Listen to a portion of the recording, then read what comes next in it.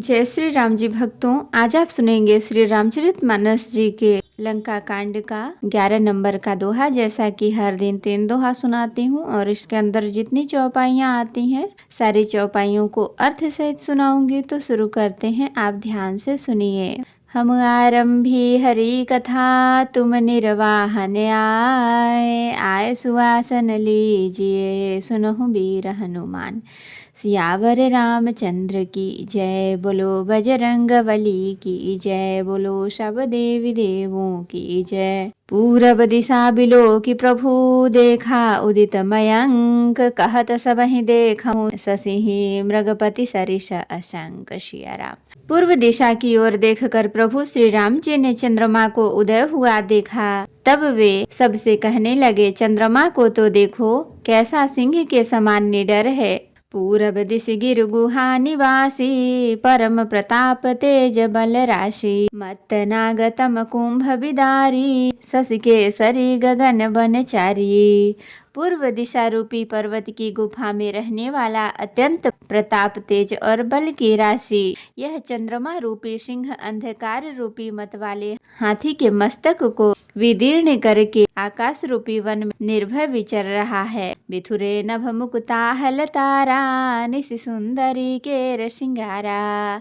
कह प्रभु शशि महु में चकताई, कहूँ काह निज निज मति भाई। आकाश में बिखरे हुए तारे मोतियों के समान हैं, जो रात्रि रूपी सुंदर स्त्री के श्रृंगार हैं। प्रभु ने कहा, भाइयों, चंद्रमा में जो कालापन है वह क्या है? अपनी अपनी बुद्धि के अनुसार कहो। कह सुग्रीव सुनहु रघुराई, शशि महु प्रगट भूमि कै छाई। मारे उराहु शशि कह कोई, उर मह परि श्यामता सोई। सुग्रीव ने कहा, हे रघुनाथ जी सुनिए, चंद्रमा में पृथ्वी की छाया दिखाई दे रही है। किसी ने कहा, चंद्रमा को राहु ने मारा था, वही चोट का काला दाग हृदय पर पड़ा हुआ है। को कह जब विधि रति मुख कीन्हा, सार भाग शशि कर हरि लीन्हा। छिद्र सुप्रगट इंदूर माही, तहि मग देखिय नभ परिछाही। कोई कहता है, अब ब्रह्मा ने कामदेव की स्त्री रति का मुख बनाया, तब उसने चंद्रमा का सार भाग निकाल लिया, जिससे रति का मुख तो परम सुंदर बन गया, परंतु चंद्रमा के हृदय में छेद हो गया। वही छेद चंद्रमा के हृदय में वर्तमान है, जिसकी राह से आकाश की काली छाया उसमें दिखाई पड़ती है। प्रभु कह गरल बंधु शशि केरा, अति प्रिय निज उर दीन बसेरा। विष संयुत कर निकर पसारी, जारत बिरह बंत नर नारी। प्रभु श्री राम जी ने कहा, विष चंद्रमा का बहुत प्यारा भाई है, इसी से उसने विष को अपने हृदय में स्थान दे रखा है। विष युक्त अपने किरण समूह को फैलाकर वह वियोगी नर नारियों को जलाता रहता है।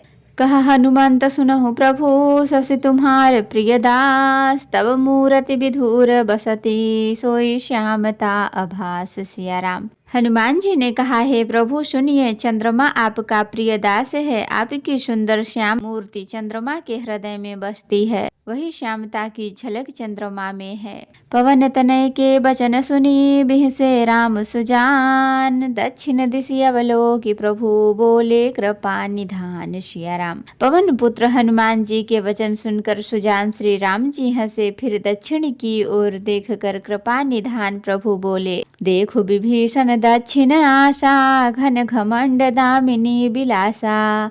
मधुर मधुर गरजई घन घोरा, होरी वृष्टि जनि उपल कठोरा। हे विभीषण, दक्षिण दिशा की ओर देखो, बादल कैसा घुमड़ रहा है और बिजली चमक रही है। भयानक बादल मीठे मीठे हल्के हल्के स्वरों में गरज रहा है, कहीं कठोर ओलों की वर्षा न हो। कहत विभीषण सुनहु कृपाला, होई न तड़ित न बारिद माला। लंका शिखर ऊपर आगारा, तह दस कंधर देख अखारा। विभीषण बोले, हे कृपालु सुनिए, यह तो न तो बिजली है और न बादलों की घटा। लंका की चोटी पर एक महल है, दशग्रीव रावण वहाँ नाच गान का अखाड़ा देख रहा है।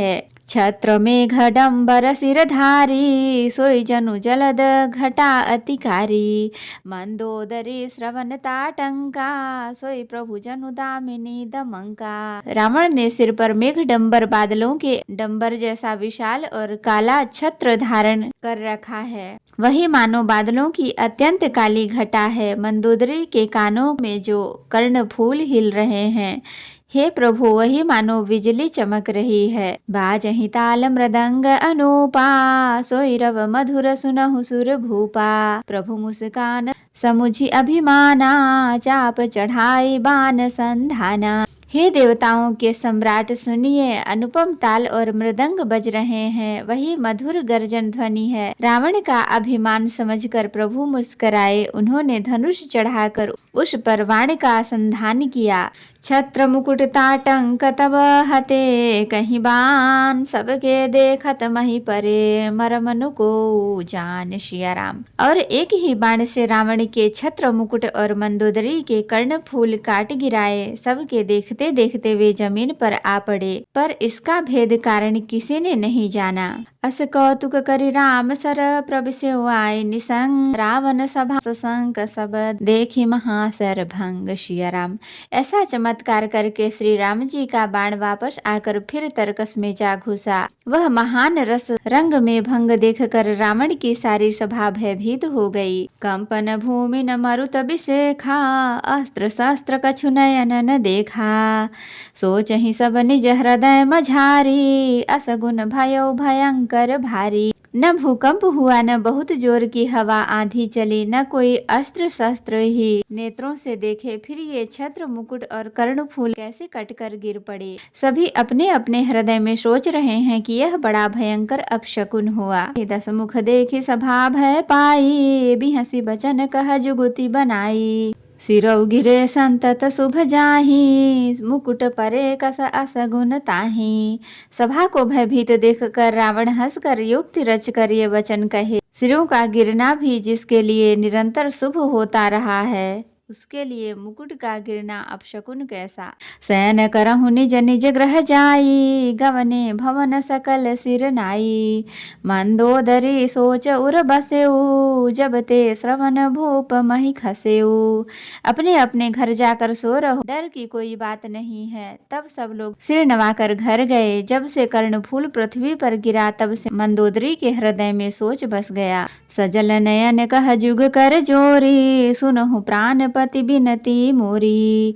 कंत राम विरोध परिहरहूँ जानि मनुज जनि हठ मन धरहूँ। नेत्रों में जल भर कर दोनों हाथ जोड़कर वह रावण से कहने लगे, हे प्राणनाथ मेरी विनती सुनिए। हे प्रियतम श्री राम से विरोध छोड़ दीजिए। उन्हें मनुष्य जानकर मन में हठ न पकड़े रहिए। विश्व रूप रघुवंश मणि करहूँ बचन विश्वास लोक कल्पना वेद कर अंग अंग प्रतीताशु सिया राम।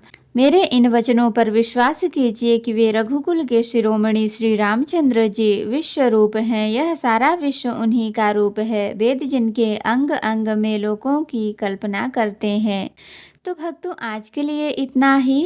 कथा विसर्जन होत है विदा हो हनुमान। राम लखन सीता सहित सदा करहु कल्याण। कहूँ दंडवत प्रभु सन तुम्हि कहूँ कर जोर। बार बार रघुनाथ कहीं सुरत करायहु मोर। नाथ एक वर मांगेहूँ सोई कृपा करि देहु। जन्म जन्म प्रभु पद कमल कबहु घटे जनिने। सियावर रामचंद्र की जय। बोलो बजरंगबली की जय। बोलो सब देवी देवों की जय।